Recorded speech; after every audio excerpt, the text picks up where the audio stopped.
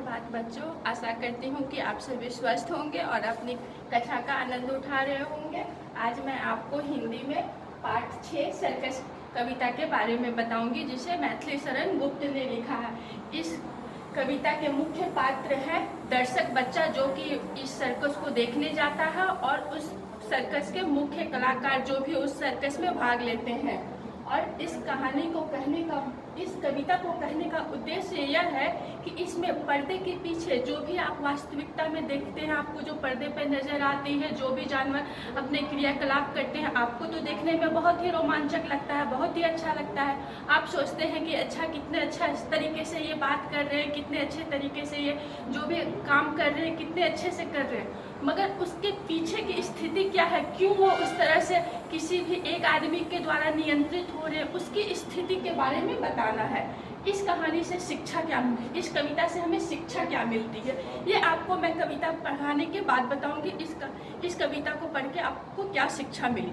कविता की प्रथम 4 पंक्तियां है। होकर कौतूहल के बस में गया एक दिन मैं सर्कस में, भय विस्मय के काम अनोखे, देखे बहु व्यायाम अनोखे। ठीक है, इस कविता के द्वारा कवि यह कहना चाहता है इन 4 पंक्तियों के द्वारा कि मैं कौतूहल के बस में हूँ। कौतूहल के बस में कहने का मतलब है कि मैंने बहुत जगह से सर्कस के बारे में बहुत बच्चों के मुंह से सुना कि उसमें ये होता है, वो होता है। ये सुनकर मेरे अंदर जो उत्सुकता आई, वो मुझे इतना तत्पर किया कि मैं उस कौतूहल से प्रेरित होकर मैं एक दिन सर्कस में गया। और वहाँ क्या मैंने देखा, बहुत ही भय विस्मय के काम अनोखे। मतलब कुछ काम देखकर मैं बहुत भयभीत हो गया कि ये कलाकार ऐसे कैसे कर रहे हैं। कुछ देखकर मुझे रोमांच हुआ, वाह कितने अच्छे तरीके से कर रहे हैं। इस तरह से मैंने वहाँ देखा।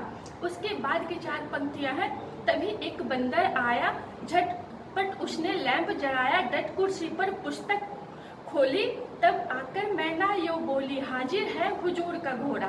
यहाँ इन पंक्तियों का माध्यम से कवि क्या कहना चाहता है, आप मुख्य रूप से तो आप समझ ही रहे होंगे कि एक बंदर आता है, वो बैठता है, लैंप जलाता है और वो कुर्सी पर बैठ के पुस्तक खोलता है। तभी एक मैना आती है और वो बोलती है कि हुजूर का घोड़ा सामने आ चुका है।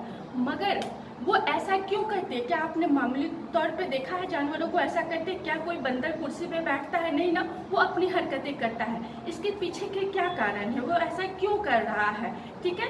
और एक मनुष्य चौक उठाया उसने कोरा, आया तब तक एक बछेरा, चर बंदर ने उसको फेरा। वो बंदर क्या करता है, वो कोड़ा उठाता है और तभी तक वहाँ पे एक बछेरा आता है और उस बछेरा पे बंदर चढ़ के उसे घोड़े की तरह घुड़सवारी करता है। ठीक है, अब बताइए जानवर ऐसा क्यों करे? इसके पीछे कोई ना कोई तो उद्देश्य होगा। मामूली तौर पे तो ये जानवरों का लक्षण है नहीं, वो ऐसा करते नहीं है। ठीक है, मैं इन सब के बारे में आपको लास्ट में बताऊंगी वो ऐसा क्यों कर रहे हैं। ठीक है, अंत में एक मनुष्य आया, पकड़े हुए सिंह को लाया, देख मनुज सिंह की ऐसी लड़ाई की, मैंने इस भांति यूं बढ़ाई। ठीक है, वो एक क्या करता है, अंत में एक मनुष्य आता है, वो सिंह को पकड़े हुए लाता है और वो दोनों क्या करते हैं, आपस में लड़ते हैं। और जब मैं उन लोगों को लड़ते हुए देखती हूँ तो मैं सबके सामने, वाह कितने अच्छे तरीके से ये आदमी शेर से लड़ रहा है, मैंने मन में बहुत प्रभावित हुई और मैं सबके सामने मैंने बड़ाई करने लगता है वो बालक की, देखो कैसे ये आदमी लड़ रहा है। ठीक है, कहीं साहसी जन डरता है, नर नाहर को वश करता है, किंतु शियार वह बना हुआ है, कभी नहीं यह पिंजरे में बंद रहा है, कभी नहीं स्वच्छंद रहा है। आप ये यहाँ बताना चाहते हैं कवि इन पंक्तियों के द्वारा कि साहसी मनुष्य किसी से नहीं डरता, वह शेर तक को वह अपने बस में करता है। मगर शेर क्या आपको लगता है किसी आदमी से ऐसे ही डर सकता है? क्यों वो यहाँ शियार बना हुआ है? क्योंकि यह पिंजरे में बंद रहा है, वह हमेशा से पिंजरे में बंद रहा है। वह जंगल की आज़ादी को तो उसने कभी अनुभव ही नहीं किया। वो अपने जो उसका प्राकृतिक गुण है, उस गुण को वो अपने आप में जिया ही नहीं है। वो हमेशा बंद रहा है पिंजरे में और जैसा उसके साथ व्यवहार किया गया उसने वही सीखा है। ठीक है, छोटे से यह पकड़ा आया, मार मार कर गया सिखाया, अपने को भी भूल गया है आती इस पर मुझे दया है। ठीक है, इन पंक्तियों के द्वारा कवि यह कहना चाहते हैं कि वह जो शेर इस तरह से डरा हुआ है, वह क्यों डरा हुआ है? क्योंकि वह पिंजरे में बंद रहा है, वह कभी भी प्राकृतिक परिवेश में आजाद तरीके से नहीं घूमा है। वह छोटे बच्चे से ही, जब वह बहुत छोटा था, शावक था, तभी से उसे पकड़कर यहाँ सर्कस में लाया गया है। और उसे एक शिकारी, जो जैसे कि आप लोग हंटर करते हो, उसने उसे मार मार कर उसे वो उस कार्य के लिए ट्रेंड किया है। और अब वह इतना मतलब कि वो उस परिवेश में ढल चुका है कि वो अपने आप को भी शेर भूल गया है कि उसकी प्राकृतिक गुण क्या है, वो किस तरह से वो जंगल में स्वच्छंद रहते हैं दूसरे से। ठीक है, आती मुझे इस पर दया है, यह वह बालक बोलता है। ठीक है, आपने इस कविता के द्वारा आपको जो लाइन लिखी हुई है तो आपको समझ में आ रही है कि एक बंदर आता है, वो लैंप जलाता है, वह फिर से पुस्तक खोलता है। एक मैना आती है, वो बोलती है कुछ कि ठीक है आपका घोड़ा आ गया है। वह बंदर बछड़े पे घोड़े की भांति बैठकर सवारी करता है।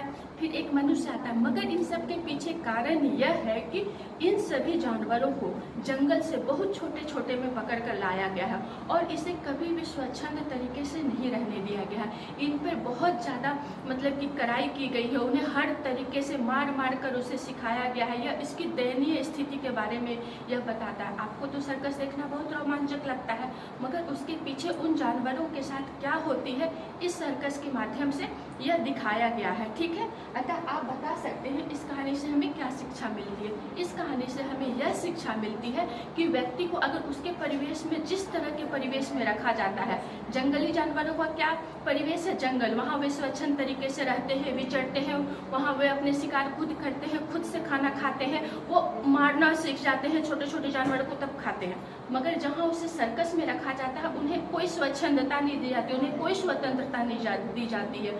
उन्हें बस मार के एक कोड़े के तरीके से, आप तुम्हें ये खाना है, ये तो यही खाना है, ऐसे चलना है तो ऐसे ही चलना, उसके हर एक व्यवहार पे नियंत्रण किया जाता है, जो कि वह अपने आप को ही भूल जाता है कि उसका क्या स्वाभाविक प्रवृत्ति है। ठीक है, इस कहानी से हमें यह शिक्षा मिलती है कि परिवेश सभी के व्यवहार को नियंत्रित करती है। ठीक है, आपको इस कविता को पढ़ने से पहले, सबसे पहले आपको इसके हार्ड वर्ड, जो कठिन शब्द है, उन्हें आपको लिखना होगा और समझना होगा इनका अर्थ क्या है। जैसे कौतूहल दिया हुआ है, कौतूहल का क्या अर्थ है, नाहट का क्या अर्थ है, परिवेश का क्या अर्थ है, तभी इस कहानी को आप कविता को समझ पाएंगे।